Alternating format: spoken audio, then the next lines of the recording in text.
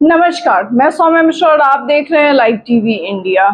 जिस UP police को सबसे तेज, सबसे एक्टिव न्याय और कानून व्यवस्था बनाए रखने में अव्वल कहा जाता है, जो न केवल भारत वरना विश्व की सबसे बड़ी पुलिस सेवा कही जाती है, वो पुलिस बल एक मसले की जांच को लगभग 2 महीने से खींच रही है और अब तक पूरी तरह से उसकी जांच नहीं कर सकी है।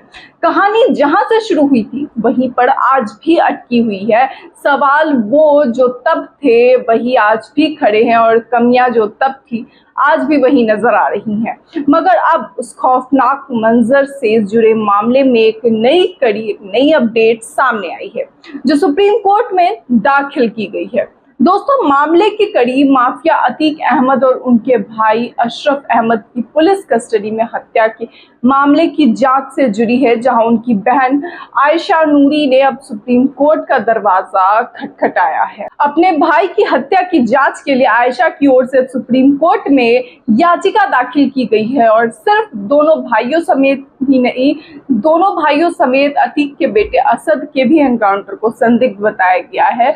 मामले को संदिग्धता के घेरे में रखा गया और कहा गया कि हत्या में कई लोग शामिल हैं। इस याचिका में आयशा ने सुप्रीम कोर्ट के कई पूर्व जज की अध्यक्षता में जांच आयोग बनाने की अब मांग की है। आपको बता दूं कि अतीक की हत्या का मामला पहले से ही सुप्रीम कोर्ट में है। आपको याद होगा कि एसआईटी की जांच भी सुप्रीम कोर्ट ने बिठाई थी। सुप्रीम कोर्ट ने एक पीआईएल पर यूपी सरकार से स्टेट्स रिपोर्ट मांगी थी और अब इस मामले में 3 जुलाई को सुनवाई होनी है। दोस्तों, वो मंजर कोई नहीं भूल सकता जब अतीक अहमद और उसके भाई अशरफ की 15 अप्रैल की रात प्रयागराज के हॉस्पिटल से बाहर पुलिस कस्टडी के दौरान गोली मारकर हत्या कर दी गई थी। 17 पुलिसकर्मी थे मगर एक ने भी कुछ भी नहीं किया।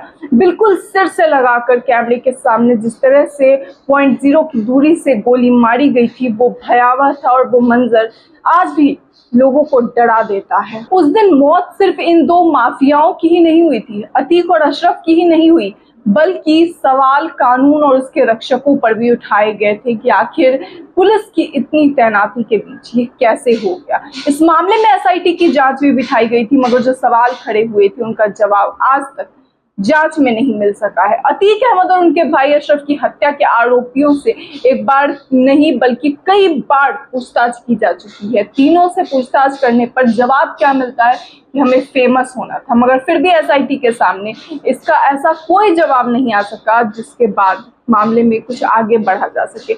अभी तक कोई ऐसा जवाब ही नहीं मिला। इससे पहले भी खबर आई थी कि एक बार फिर एसआईटी प्रतापगढ़ जेल में बंद तीनों आरोपियों से पूछताछ करेगी। तीनों शूटर्स से पूछताछ के लिए पुलिस की ओर से कोर्ट में अनुमति भी मांगी गई थी और उसके बाद पूछताछ हुई, मगर उस दौरान भी पुलिस के हाथ खाली रह गए। उनके हाथ कुछ भी नहीं लगा, कोई जानकारी नहीं आई। एसआईटी ने अतीक अशरफ मर्डर केस को लेकर अब तक करीब 70 लोगों के बयान दर्ज किए हैं। एसआईटी के सामने कई ऐसे सवाल हैं जो अभी तक अनसुलझे हैं। लगभग 2 महीनों में भी इन्हें सुलझा पाना एसआईटी के जांच के बस में नहीं रहा है। जांच के सामने आया था कि आरोपियों ने अपने फर्जी आधार कार्ड बनाए थे, या क्यों बनाए गए थे और इसकी जरूरत क्यों पड़ी, इसका अभी तक एसआईटी को कोई जवाब नहीं मिला है। वहीं दूसरे सवाल की बात करें तो ये कि आरोपी सनी सिंह मोबाइल का इस्तेमाल नहीं करता था, ये चीज सामने आई थी, तो वह कैसे दूसरे शूटर्स के साथ संपर्क में था, ये एक बड़ा सवाल है क्योंकि तीनों शूटर्स ने एक साथ गोली मारी। एसआईटी को इस बात का भी जवाब नहीं मिल सका है अब तक कि सनी के पास जो जिगाना पिस्टल थी उसे जितेंद्र बोगी गैंग के किस गुर्गे ने दिया था। इसके अलावा गिरसान पिस्टल को लेकर भी जानकारी सामने अब तक नहीं आई है। अतीक की हत्या के लिए तीनों आरोपी मीडिया कर्मी बनकर गए थे, उनके पास फेक आईडी और कैमरा भी था। इन्हें वह कहां से मिले, ये एक बड़ा सवाल है और इनके लिए इसको पाने के लिए इनकी किसने मदद की, इसकी भी जानकारी अब तक नहीं मिली है।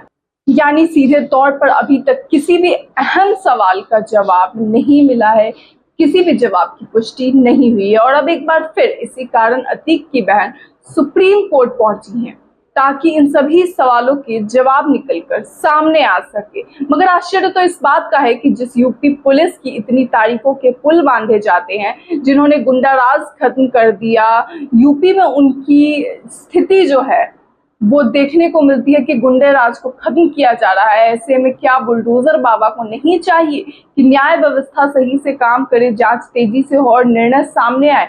क्या बुलडोजर बाबा को ये नहीं लगता कि गुंडा राज खत्म करने के साथ साथ जिन गुंडों को खत्म करने वाले दूसरे गुंडे पैदा हो रहे हैं उनकी भी जांच की जाए, आखिर उनकी जड़ कहाँ है उसे निकाला जाए?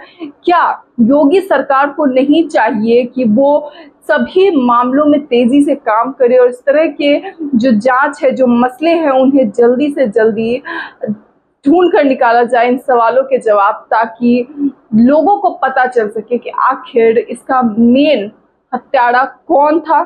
क्या सिर्फ गुंडे के मर जाने से उसकी कहानी खत्म हो जाती है? क्या नहीं चाहिए कि मारने वाले की भी जानकारी खुलकर सामने आए? आज योगी सरकार पर ये सारे सवाल खड़े होते हैं, यूपी की प्रशासन पर ये सवाल खड़ा होता है कि आखिर इतनी जांच के बावजूद, इतनी पूछताछ के बावजूद, इतनी बयान इकट्ठे करने के बावजूद आखिर ये सारे अहम सवाल बिना जवाब के क्यों हैं? कहाँ है इनके जवाब? इन सभी सवालों के जवाब कब तक सामने आएंगे? और क्या सुप्रीम कोर्ट में जो अब अगली याचिका अतीक अहमद और अशरफ की बहन द्वारा दी गई है उस पर कोई कार्रवाई सही ढंग से होगी?